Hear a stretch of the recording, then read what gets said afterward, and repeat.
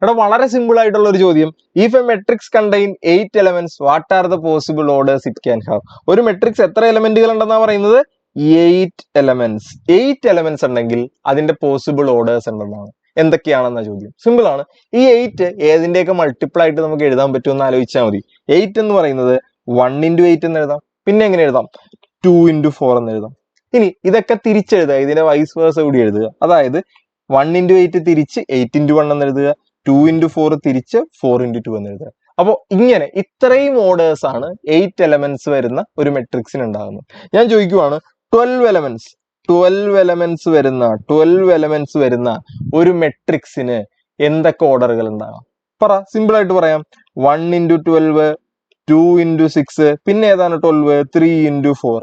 ഇതൊക്കെ തിരിച്ചു എഴുതാം. എങ്ങനെയാണ്? 12 into 1, 6 into 2, 4 into 3.